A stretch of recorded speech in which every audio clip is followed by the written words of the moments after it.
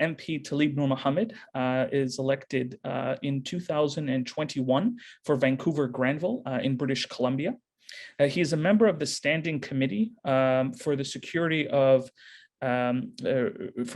Regulations, as well as with public safety. MP Noormohamed earned a Bachelor of Arts from Princeton University, a master's degree in international education policy from Harvard University, and attended Oxford University for his doctoral studies. He was awarded the Governor General's Caring Canadian Award and the Queen Elizabeth II Diamond Jubilee Medal. Thank you very much for being here with us, MP Noormohamed. Please. Well, thank you so much, Yusuf, and thank you for putting this event together, to you and to the foundation. This is a really important topic, and I wish we didn't have to gather to talk about it. But the fact that we are where we are today in this world, the fact that we have to be having this conversation, I'm glad to be a part of it. I was reflecting, one of the challenges about coming after Evan and Heidi and Bob is that a lot of what I wanted to say has been said. But what I've been reflecting on, over the course of the last few weeks, as we've been talking about today's gathering, is just what has happened over the course of the last 3 years. We saw what happened in New Zealand. We saw what happened with the Afzal family. We saw what happened in Oakville. We saw what happened, we just marked the anniversary of Quebec City, but we also saw the chance of Jews will not replace us. We saw the chance of blood and soil in Charlottesville. This is all in the last couple of years. And so what worries me as we talk about this topic is the connectedness of hate, the connectedness of this sense that somehow the idea of building pluralistic societies, of building diverse societies, of embracing difference, of engaging in difference is somehow a dilution of whatever the majority group might be in this case, which feeds to this idea of white supremacist nationalism, violence, and extremism.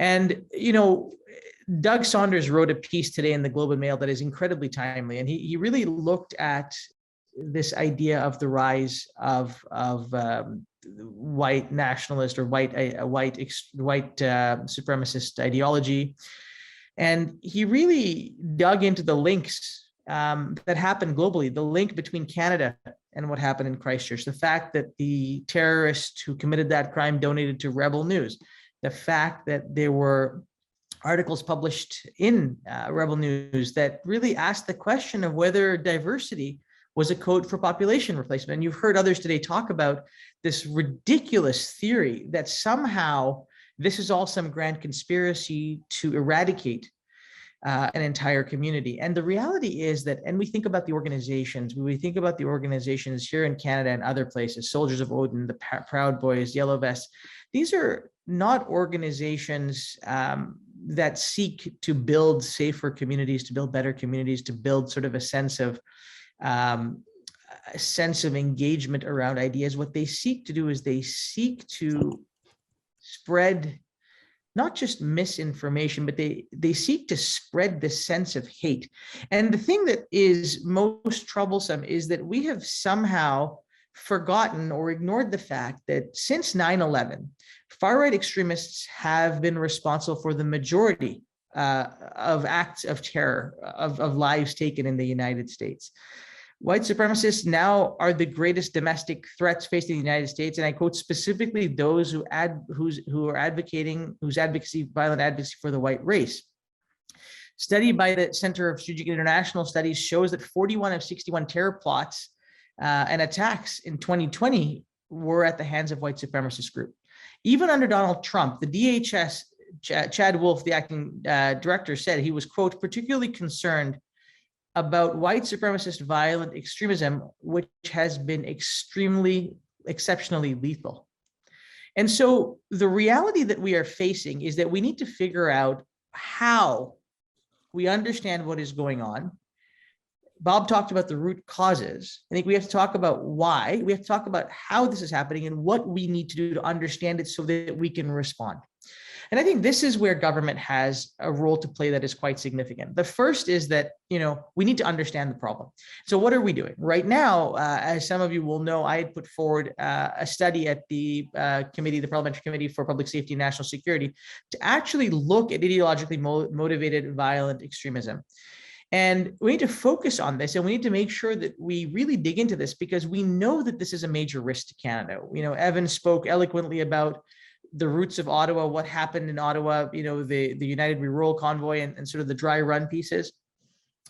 And so we have this opportunity, I think, through the idea that by learning and by understanding, just like we're doing today, and then doing it in a parliamentary setting, of really getting to the root cause of what is going on, getting to the root of what we need to do as a country, and I think as global citizens, to address this insidious problem that we are seeing happen in Canada, in the United States, in Europe, and in other parts of the world. Because if we don't, the risk that we end up running, frankly, is we start to normalize behavior. We start to normalize these types of conversations.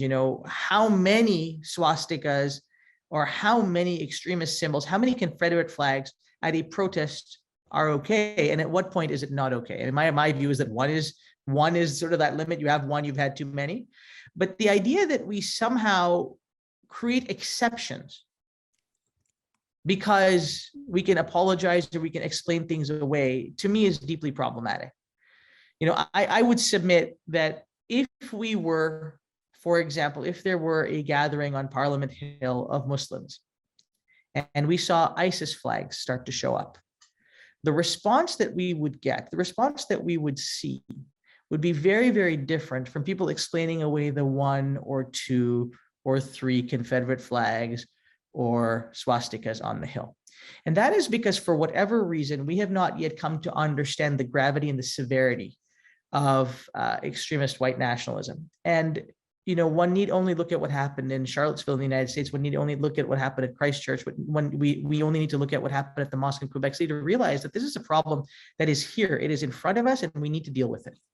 And so I think the first piece of this is understanding it through the work that we are doing as parliamentarians, and making sure that that translates into some meaningful and responsible action.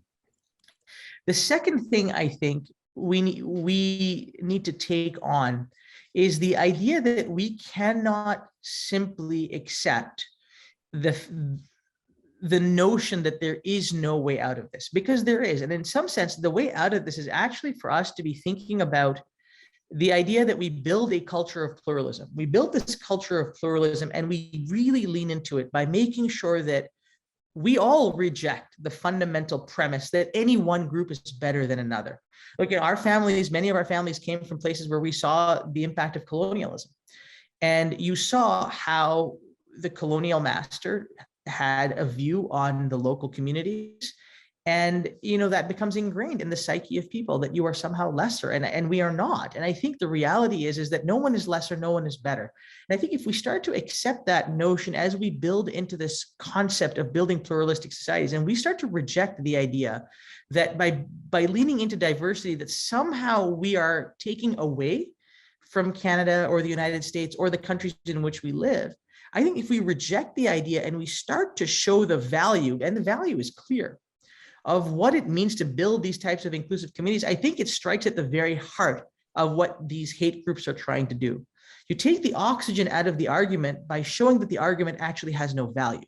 And the way that we do that is by showing that there is actually a tremendous amount of value to everybody in building diverse communities. And that's the easiest way, I think, to take this stuff on. It's hard work, but it's the easiest and simplest way, in my view. And we have to educate on the spread of misinformation. And we've talked about social media and the role of social media. And this is something that we have to lean into in terms of making sure that platforms are not permitted to spew hate. This idea that somehow restricting quote unquote free speech is more damaging than the speech itself is actually totally inaccurate, in my view. Because there are limits to the types of things that we can do. There are limits in the ways in which we should be conducting ourselves. And the idea that somehow it is an affront to say no to hate speech because somehow we are preventing someone from speaking their mind, when we don't think about the consequences, we only need to look at the consequences of what happens when you start to spread hate online, when you spread hate online and people buy into those conspiracy theories, people buy into those ideologies, what you start to see in response is violence. And you can't unring that bell. And so I think it is important for us to realize the consequences of misinformation, the consequences of the spread of hate online, and that those consequences are real, they are severe, they are felt. And in fact, in many cases, they are fatal. And so our opportunity, I think, is to really look at this not as somehow, when we start to talk about regulating social media, when it comes to white supremacist violent extremism, to say that it is curtailing people's rights, but rather seeking to make sure that we are preserving the lives of others who may be taken as a result of some of these actions. So where does that then leave us? We have government's ability to look into these things and respond. And we've had already, I think, from our government, a very clear signal, and we continue to give that signal. This is something not only do we take seriously, that we want to make sure we seek to eradicate, we seek to stop. You've seen groups like the Proud Boys listed as terrorist entities. There's a civil society role, like the role that we are seeing being played today, and having these conversations and making sure these conversations are candid, are frank, are in many cases unfiltered, because we do need to challenge, and we need to push back on the idea that this is not a problem. I think we need to look to civil society organizations, we need to look to academics and others who are writing about this to say, look, there is actually a very real set of circumstances we face if we don't start to take this more seriously, and if we don't start to stop these types of behaviors in their tracks. And finally, I would say that there is an obligation, in some sense, on all of us to start to ask the questions around a root cause. The root causes are something that we don't often like to talk about, but root causes are critically important, and root causes often come down to two things: lack of social integration and education. And we have, I think, an opportunity to really think about how we are going to make an impact on educating people, on being more proactive in opening people's minds to the fact that the threat that we face when we start to other people is incredibly serious, but the opportunity that we have when we start to be inclusive is actually remarkably powerful. In British Columbia, it is now going to be essential. It's going to be a requirement that young people to graduate need to take Indigenous studies. And what does that do? What that does, as an example, and Bob talked about this at the beginning, is it starts to build into people's understanding at a very young age how we got to where we are, and the importance of understanding Canada and how Canada came to be where it is. And I think for all of us, we play a role, whether in whatever country we come from, we play a role in building the history of that country, of building a history of that place. And part of the opportunity, I think, that we should be thinking about taking on as we battle forcefully against ideologically motivated violent extremism, as we work against sort of this proliferation of white supremacist violent extremism, is to really make sure that people see the problem for what it is. See the problem in a way that this is not just about a large scale sort of sense of folks who are aggrieved. This is a small group of people who are seeking to disrupt the society that we live in. We always talk about, and I always, as a Muslim, am very sensitive to this, when we talk about terrorism, we talk about extremism, we have always said, we don't want to all be painted with the same brush. And I think it's important for us in this case also to know that this is a small, narrow group of people who are seeking to foment discord and seeking to sort of really undermine the fabric of society. And we need to take it at its face. We need to take it seriously. We need to make sure we have a response to it. But we should not at the same time conflate what they are trying to do as a trend in general society. This is not what general society is all about. And I think the sooner that we can further kind of shrink down, and I don't want to call it marginalized because marginalization leads to more of this, the sooner that we can shrink down the number of people that are buying into this by showing them tangibly just why this is so fundamentally wrong and counter to their own interest. I think the farther we get. And at the same time, we have to be prepared to take the fight on in a way that actually causes law enforcement, causes those that are doing the work in legislatures to take this problem on, own the problem, and own the opportunity of solving it before even more terrible things happen.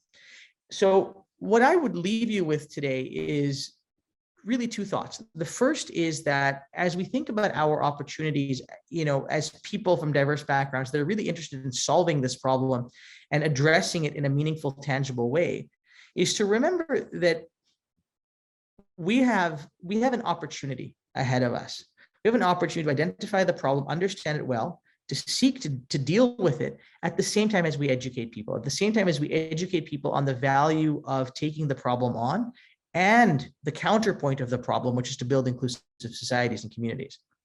The other, I think, is that we accept in perhaps a much more serious way the fact that this is a reality we need to deal with, and that there are consequences to ignoring it.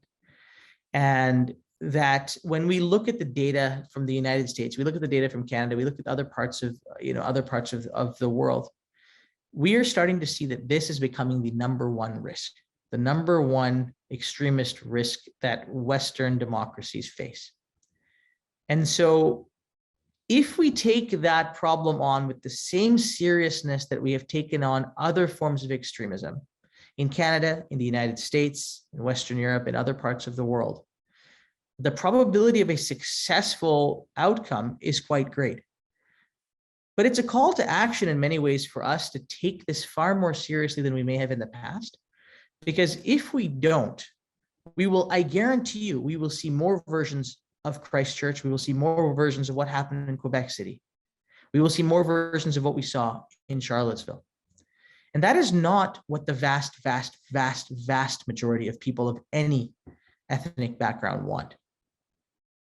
But if we don't actually take the steps today to take it seriously within government, within civil society, within law enforcement, and within communities at large, we'll be looking back and wondering why we didn't do those things in 2, 3, 4, 5 years. So my hope is that the conversations we are having today spur on within government, within civil society, and within communities at large, a real kind of push to ensure that we are engaging in these conversations, that we are seeking to do the research, we're seeking to push academics, push public officials, push law enforcement to take this on seriously.